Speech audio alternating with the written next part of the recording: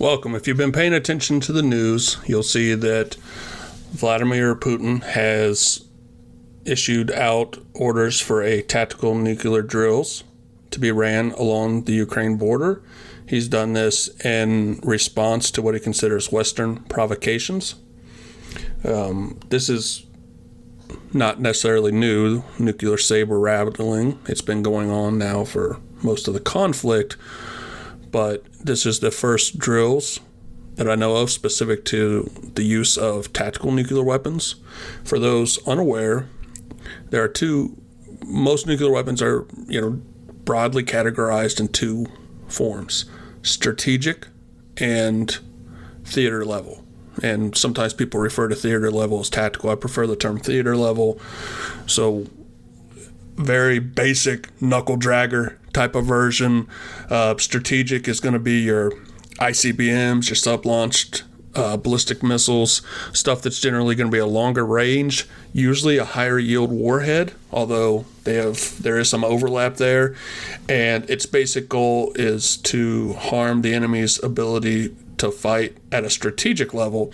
Theater level weapons are ones deployed on the battlefield, meant to overturn a battle situation, and will generally be of a lower warhead yield. There's many varieties. They can be sub-launched, they can be ground-launched, they can be air-launched. It can be cruise missiles with nuclear-tipped cruise missiles. It can be old-school dumb gravity bombs, like the old-school atomic bombs, and many other categories. There's nuclear depth charges, there's nuclear torpedoes, nuclear artillery.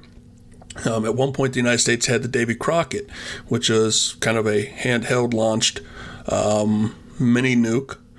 So that was at one point our strategy. If the Soviet Union was going to try to invade and cross the line between East and West Germany, we couldn't match their sheer numbers. So the idea was we were just going to hit them with all these mini nukes and stop them in their tracks. Man, the world is crazy sometimes when you think about it. And so in this instance, though, Russia is threatening to use these nuclear drills, and there's been a few provocations in the news. One is the French president, Marcon. I don't know. I can't pronounce it, but you know what? I don't care. I have an issue pronouncing words, so people can make fun of me in the thing, whatever. I actually appreciate when you leave a comment. It helps me anyhow. But he had made some statements in the past few months, and he reiterated them about not ruling out troops, NATO troops and or French troops within Ukraine borders. And that is definite red line that Putin has said that, he said, hey, look, Russia's not going to be able to take on NATO as a whole. It'd be impossible. So, that would put our existence at jeopardy, and we would resort to going and crossing a nuclear threshold. And, people can take that for what it is, but it's a red line he has set. And so that was one thing. The other thing is delivering F-16s to Ukraine. And again, Putin has said that is a nuclear threshold provocation, because F-16s can be outfitted to drop nuclear weapons, nuclear bombs. And so, I think there's in all credibility that we would not be giving Ukraine F-16s that would have that capability, nor the weapon systems. But all the same, it goes back to what people want to refer to as nuclear saber rattling. I always want to take the opinion that I never like to just dismiss any of this outright, just like most people dismissed when Russia was amassing troops at the border, that this time it was serious. Most people kind of said they're just doing the cry wolf thing again. When they started bringing blood supply to the front lines, I said, guys, that's not an empty thing. They are actually planning to invade Ukraine, and you're an idiot if you don't think that. And sure enough, is right. And so in this situation, I would also stress, don't take for granted that this is just saber rattling. And so what I want to look at today is, say they do cross that threshold, and we'll look at a few different ways of crossing the threshold and their weapon systems. So for instance, on screen, this is the full Russian stockpile. So this would be strategic, non-strategic, and defense systems, because they have anti-ballistic missile defense systems, they're armed with nuclear weapons. So one way to stop incoming nukes is to shoot nukes at it, and it's a very effective way. Now, of course, there's other ramifications there, but that's the general idea. So they have the one anti-ballistic missile system around Moscow to prevent, to minimize damage to their capital. There's also a smaller system around one of their ports, and so there is that option. And they could have some of their regular anti-air systems, anti-missile systems, like the S-300, S-400. They could be potentially armed with nuclear-tipped weapons as well. But what we want to zero in on, and what I'm looking at here, is specific to their theater-level weapons. And I'm going to really, in this scenario, utilize the SS-26 and the SSC-8. Those are ground-launched cruise missiles, and they have a nuclear capability. You have an idea of, both when they're deployed, their warhead size. So for each one, for instance, on the so this is the system, but then it's the SSC-7 Southpaw ground-launched cruise missile. It would have one warhead, and it's not, it could be a variable yield, somewhere between 10 and 100 kilotons. So that would put it at approximately the atomic bomb level, slightly under, to 4 to 5 times the atomic bomb level. And so we'll look at both. But the first thing I'm going to explore is, what if they did the least provocative type of strike?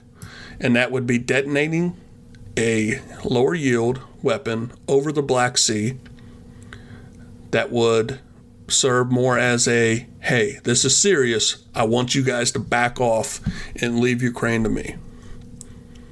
So let's go with a single detonation. So I'm going to look here to see what options are built in, or we'll just create our own. So they have a SSC-8 screwdriver built in. They put it at 100 kiloton.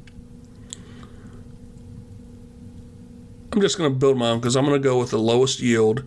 So let's say in this instance, let's go with a 10 kiloton yield, go with the low end of the spectrum, and we're going to go a little bit higher. We're going to go 1,000 meters, and we're going to detonate directly over the Black Sea.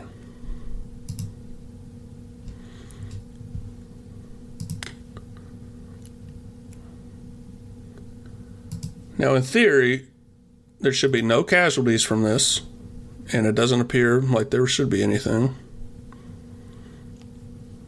Interesting. Let me try to run that once more. All right. I think that's saying because we didn't actually produce any casualties, it's popping up in air, so I wouldn't pay a lot of attention to that. So this would be a very low yield, very unlikely. It would serve as a message, and again, that could be one that it's dangerous when you start to do that stuff, because what kind of response would the United States have, other NATO countries? What would world opinion be? What would some of their nominal allies like China, what would the response be once they cross that threshold? Because, look, every civilized country doesn't want to cross this threshold. Everyone has their own geopolitical interest, but there's a vested interest that once you start letting that cat out of the bag, you don't know where it ends.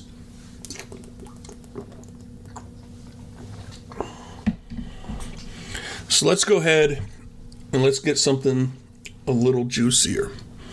So let's say this time, let's go with an air base. So they decide they want to destroy an air base. So still try to minimize civilian casualties, but let's say, what about, okay, we destroy an air base, and what would that look like? So I'm going to go in and see. So that's Kyiv right there. I'm going to get the closest approximation to their air base, which should be right about here, if my thing is correct.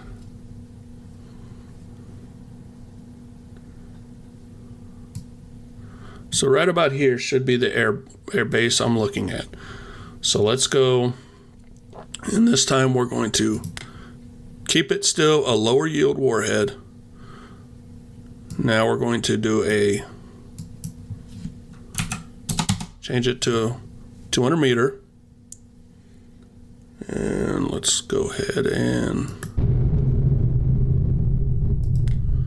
so this would still be a very low yield weapon, 10 kiloton. Like I said, it'd be close in approximation to the strength of just slightly under the smaller of the two atomic bombs that were dropped. Let's go ahead and skip forward some time. Give it time to work its magic. Let's see here. So in this instance, you would see 823 fatalities as an approximation. And so as a military target, and again, I can't speak to what planes are stationed at their air base right now. We'll use in this hypothetical example, though, that this is where the F-16s are deployed to. And so I only know what fighter jets were deployed previously. And one of the reasons why I chose this particular one is this is where the Su-27s were at. And so I use that as a viable option as a strike. So I want to go back, though. Let me reset this real fast. Okay, so now we're going to see the same location, same target, but let's up the yield to 100 kiloton. This will be at the higher end.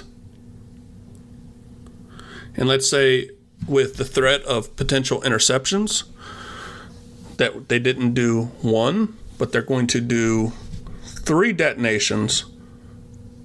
And they're going to go slightly higher elevation.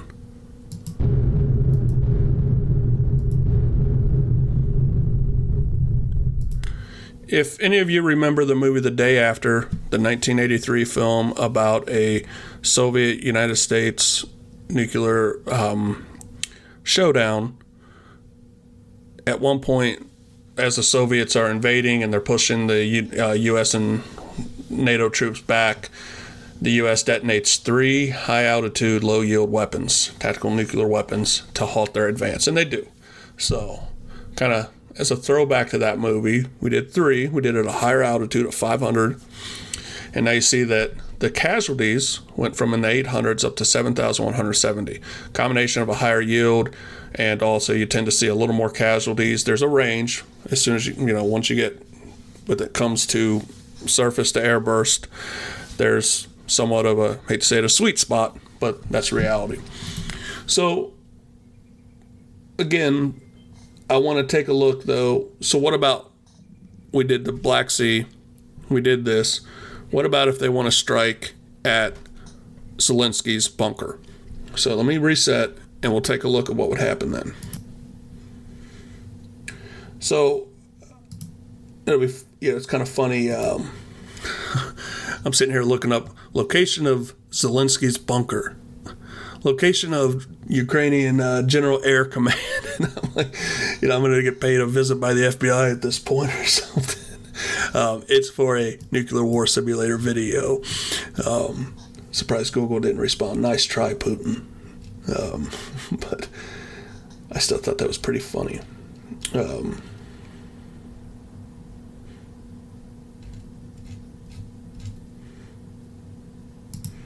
Did I get the right spot?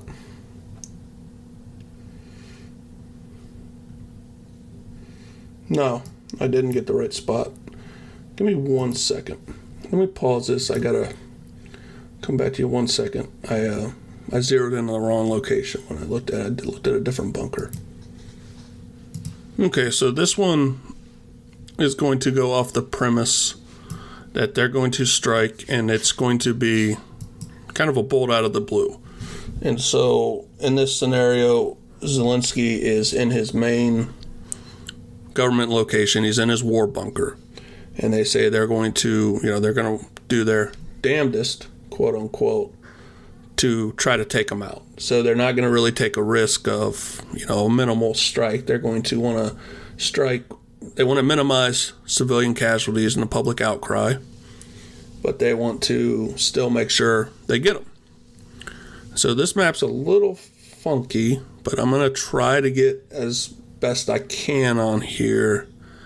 So just bear with me a little bit. So if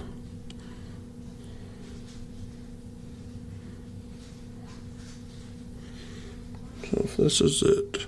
So it should be actually right about here. Close enough. So in this instance, we're going to go surface burst, 100 kiloton. And we're going to do a single strike to try to minimize civilian casualties. See what happens.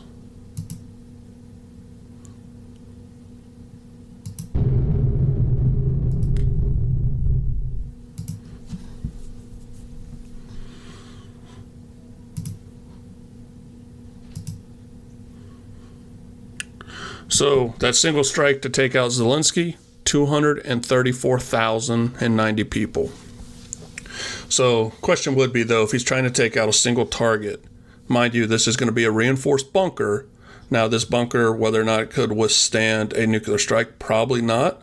If you've ever seen some of the Cheyenne Mountain complex and stuff, and it's built on these springs, and I mean, it's a crazy setup, but it's still not designed to withstand a direct nuclear strike. The idea would be that, you do this, you want to make sure you take them out. So I wouldn't say that 100 kiloton one be unrealistic, but let's say not knowing the finer details, that a 10 kiloton bomb, two of them would pretty much, they say, hey, they're people, this will take care of it. So we pause and we'll rerun it just to see maybe a less extreme, but what would the result be? Okay, so I'm going to change the yield to 10. One difference being that I'm going to do 2 strikes just for insurance purposes. Let's go.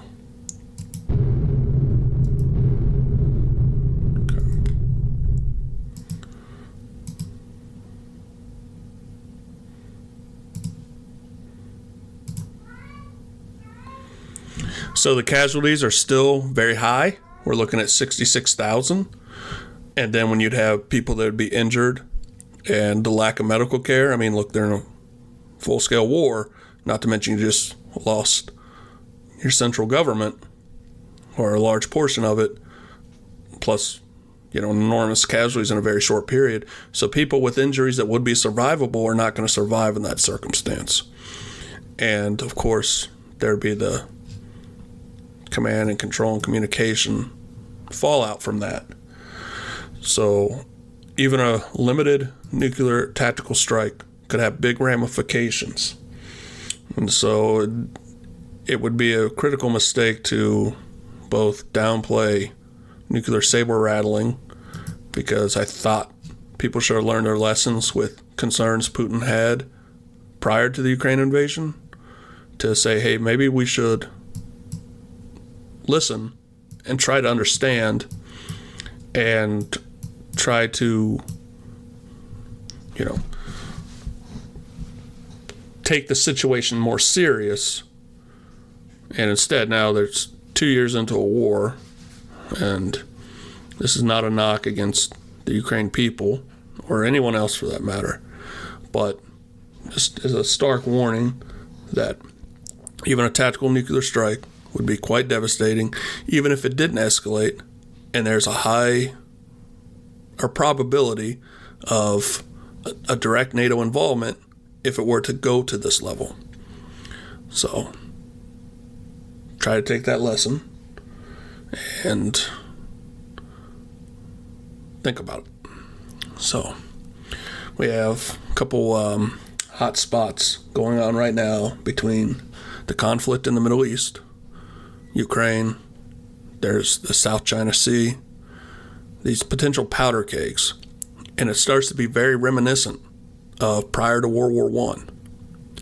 And if you know your history and you know that there was probably in all cases, it was a very preventable thing, but people wanting to dominate spheres of influence led to millions of casualties and then directly into an even far worse war.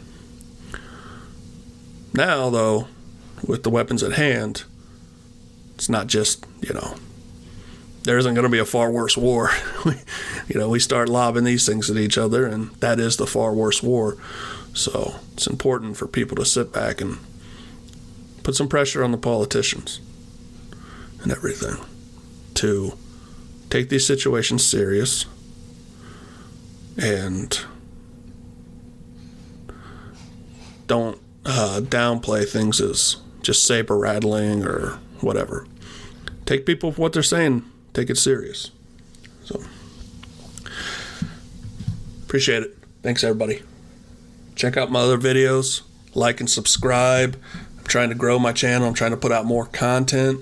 My next video is going to detail some more anti-ballistic missile defense systems and everything to see how effective they are at certain things. I've ran this before where Russians tried to use these different weapon systems to do a limited strike, and the Ukraine had Patriot systems. They had their own domestic system. I shouldn't say domestic systems, but some legacy Soviet systems, and they were very effective at stopping those strikes.